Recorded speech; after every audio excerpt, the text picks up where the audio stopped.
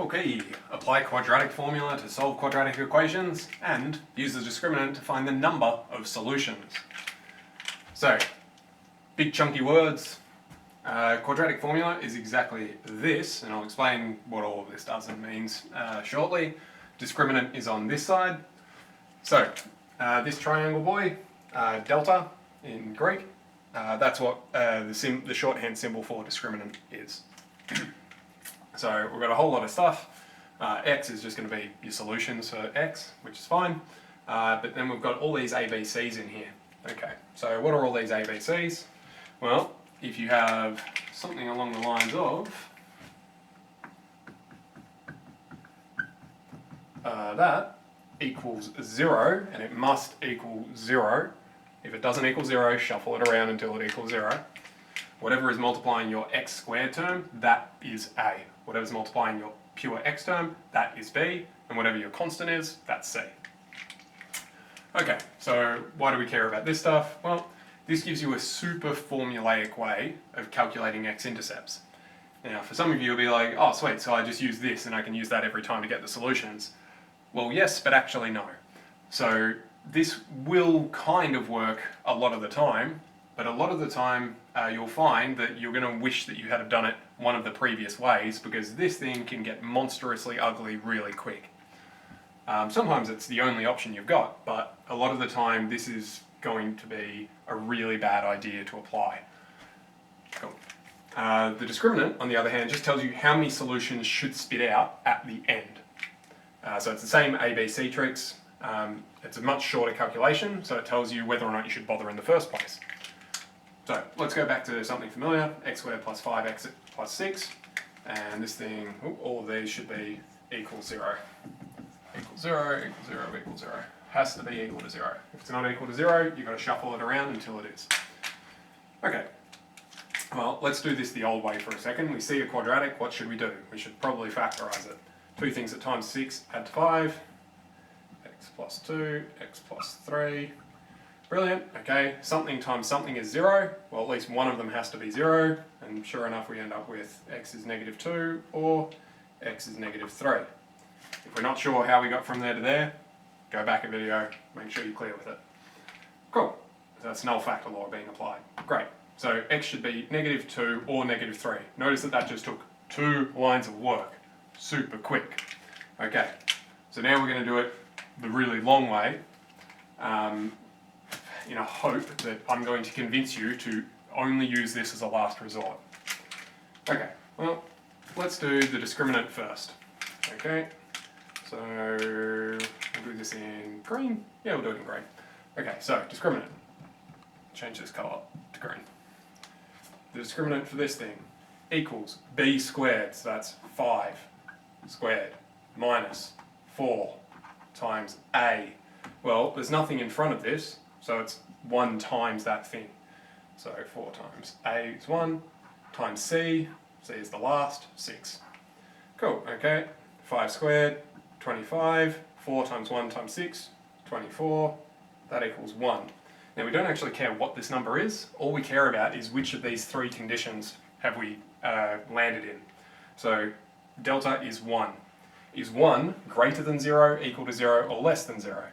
Well, it's greater than 0, so we know that we should end up with 2 solutions. Okay, great, and our 2 solutions end up being negative 2 and negative 3, so we already know that that's what was going to happen, but we're just illustrating it. Okay, great. Well, that's told us how many, but it hasn't told us what they are. Alright, we'll run quadratic formula for that.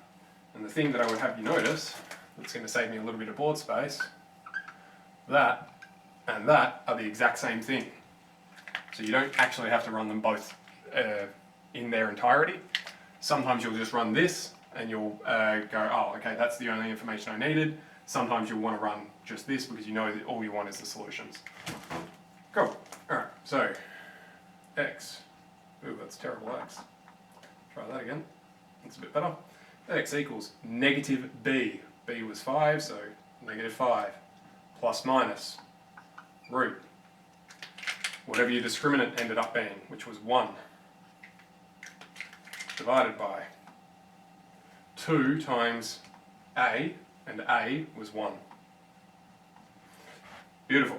Alright, well, can we simplify that? You betcha. So, square root of 1 is still 1.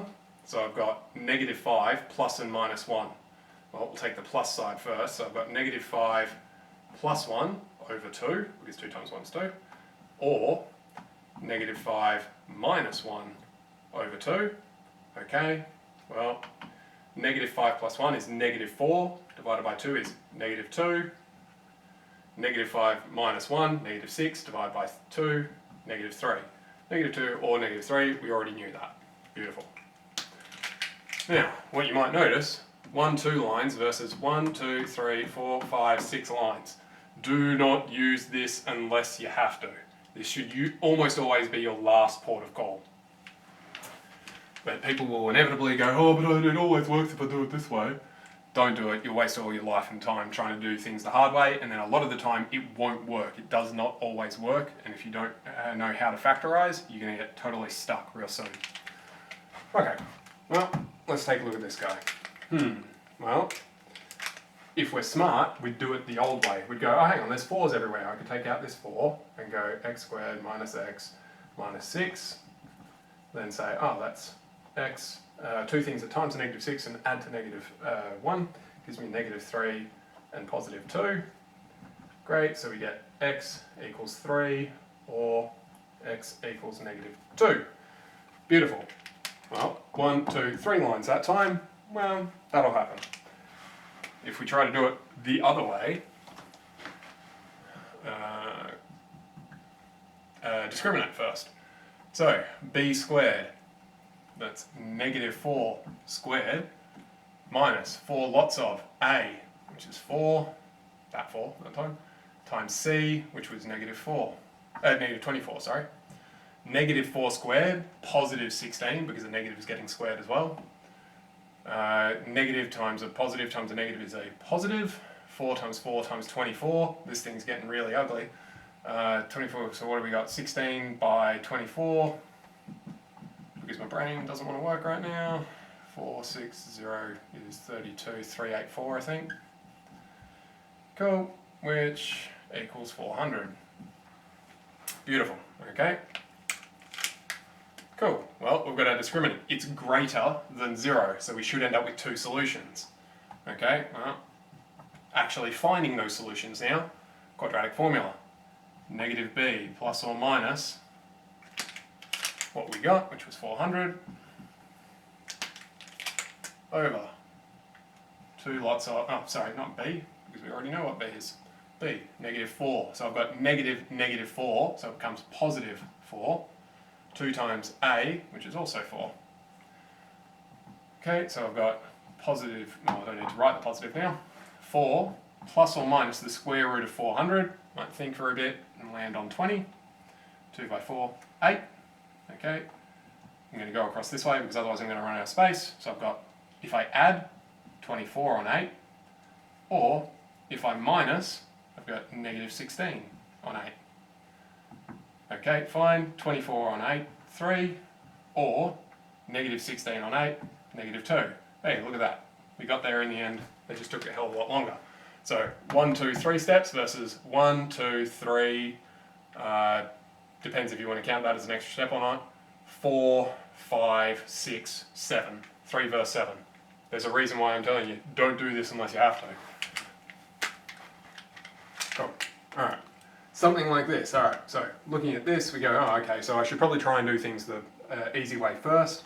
Oh, hang on, I can't take out a common factor. Can I do Berry method? I'll let you play around with it if you want, but I don't think you can. Okay, so we're going to have to use the new stuff this time. So, discriminant is b squared, which is 4 squared, minus 4 lots of a, 3, c, negative 5, cool, 16 minus, minus, so plus, 12 by 5, yep, 12 by 5, 60, gives me 76. Okay, fine, that's positive, so we're expecting 2 solutions. Okay, fine. X values. Negative b, so negative 4, plus or minus, root the discriminant. 76 over 2 lots of A3. Okay, so I've got -4 plus or minus root 76. Well, that's a bit fiddly. Hopefully we might notice that that's 19 times 4 after a bit of fiddling. So I've got 2 root 19 over 6.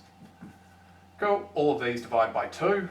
So I've got -2 plus or minus root 19 on 3, which then I can leave as, well, you can leave it as that, as one written thing, but notice that that's actually 2 solutions because we've got plus minus in there. Or you could write it as -2 plus root 19 on 3, or x equals -2 minus root 19 on 3. So writing like this or writing as that pair, both are totally fine. If, however, they simplify down, so if you left it here, that'd be a problem because you can simplify that into nice numbers. So if they simplify into nice things, you should simplify them. In this case, this is no better than that. So this actually takes up less space, so commonly you'll see answers written like that. Okay, great. Well, what about this guy?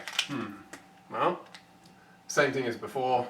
It's not going to work out nicely the general way, so b squared, -7 squared, minus 4a6 times c 8 equals 49 minus, what have we got, 24 by 8.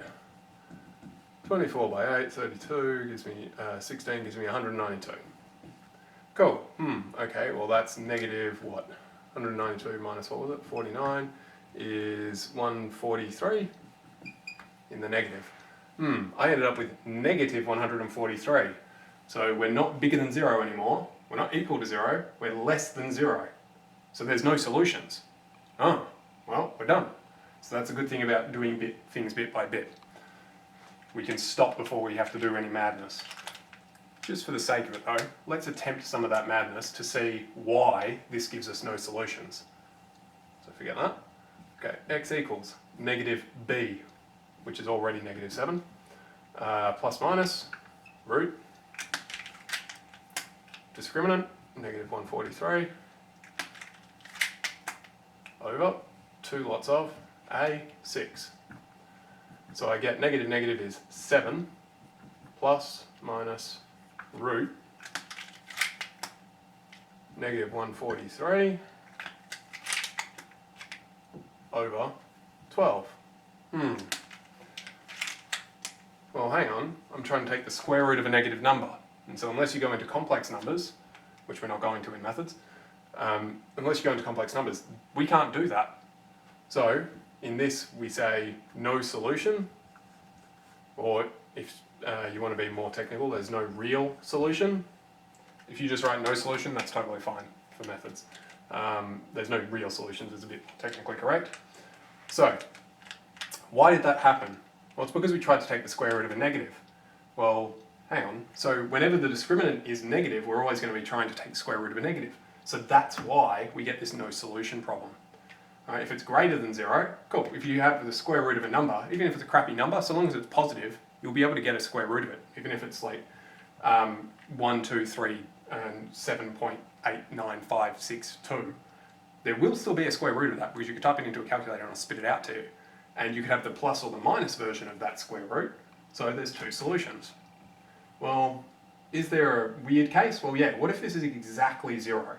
So if this discriminant happens to be exactly 0, right, the square root of 0 is 0. And if I do plus and minus 0, that doesn't do anything because if I go up by 0, it doesn't do anything. If I go down by 0, it doesn't do anything. I've stayed in that same spot. So whenever you have a discriminant of 0, you'll end up with one unique solution. So that's that. My number one cautionary tale here is do not do this in general unless you have to, because, like I was pointing out, if you're okay with the other stuff, that will happen a lot faster and it's a bit more reliable as well. It is very easy to stuff up some of these bigger numbers getting multiplied and taken away. So if you do decide to use it, or if you have to use it, definitely do it very methodically and carefully. Other than that, best of luck to you. Cheerio.